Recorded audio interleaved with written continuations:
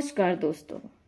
हमारे हिंदू धर्म में बहुत सारे देवी देवताओं को पूजा जाता है। राधा कृष्ण के बारे में कौन नहीं जानता। श्री कृष्ण और देवी राधा को भी हिंदू धर्म में विशेष स्थान प्राप्त है। ऐसा कहा जाता है कि श्री कृष्ण भगवान विष्णु का अवतार थे, वहीं देवी राधा लक्ष्मी जी का स्वरूप थी। वर्तमान काल में देवी राधा श्री कृष्ण के मंदिर यहाँ बहुत मिल जाएंगे। वृंदावन में राधा रानी का भव्य मंदिर भी है। इनके प्रेम के किस्से तो विदेश तक भी में प्रचलित हैं। यही वजह है कि वृंदावन में हिंदुओं से ज्यादा विदेशी भगवान श्री कृष्ण के भक्ति में लीन रहते हैं। अब सवाल यह उठता है कि जब श्री कृष्ण के जीवन में इतनी महत्वपूर्ण थी तो उन्होंने राधा से विवाह क्यों नहीं किया। शास्त्रों में इस संबंध में कई तरह की धारणाएं प्रचलित हैं, जिनमें से पहला कारण था कि जिस वजह से राधा और कृष्ण की शादी नहीं हो पाई। आयान अपने पिछले जन्म में अभिमन्यु नाम से जाना जाता था और उसने घोर तपस्या कर लक्ष्मी माता को प्रसन्न किया। जब लक्ष्मी माता बोली तुम्हें क्या चाहिए, तो उसने माता लक्ष्मी से विवाह करने की कामना जताई। तब माता लक्ष्मी राधा का अवतार लेकर गोलोक से भूलोक में आई थी। उन्होंने आयान से विवाह तो किया, लेकिन आयान उन्हें कभी छू न सका। वह एकदम पवित्र थी। कहते हैं कि आयान और राधा से कोई वास्तविक विवाह नहीं होने दिया, लेकिन उसकी इच्छा के अनुसार वह लोगों के लिए उसकी पत्नी बन गई। आयान के पिछले जन्म के कारण भी कृष्ण और राधा का विवाह नहीं हो पाया।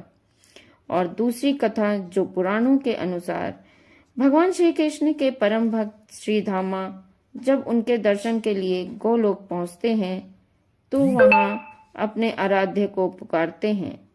बहुत पुकारने पर भी उन्होंने श्री कृष्ण के दर्शन नहीं होते। तब वह नारद जी के पास जाकर इसका कारण पूछते हैं। नारद जी उन्हें बताते हैं कि आप अधूरा नाम लेकर पुकार रहे हो। गोलोक में श्री कृष्ण से पहले आपको राधा रानी का नाम लेना होगा।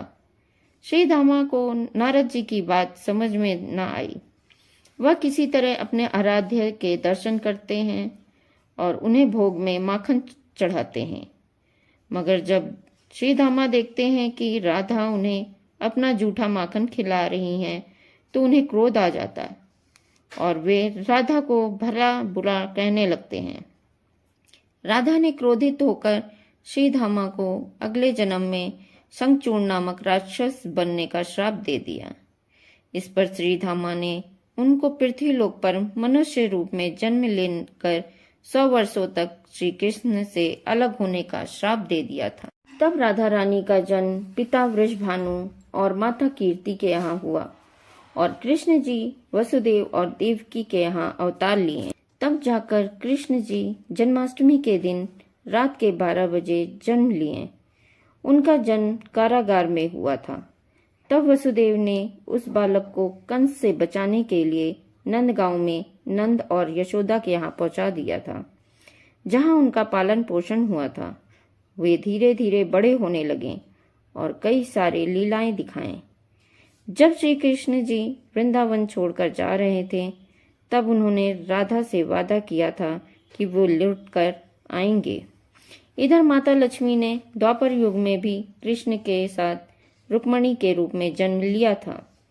रुक्मणी के रूप में देवी लक्ष्मी ने विदर्भ देश के राजा भीष्म के यहाँ एक पुत्री के रूप में जन्म लिया था।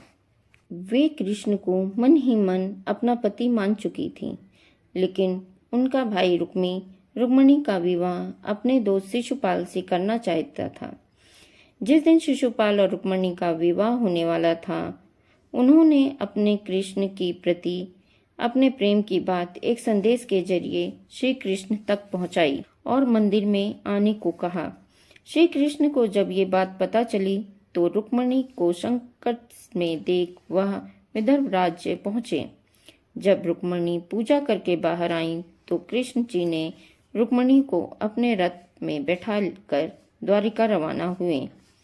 जब रुक्मणी के भाई रुक्मिणी को पता चली तो यह शिशुपाल के साथ मिलकर श्री कृष्ण से युद्ध करने निकल पड़ा। दोनों के बीच युद्ध हुआ और भयंकर हुआ और अंत में श्री कृष्ण की विजय हुई। धन्यवाद।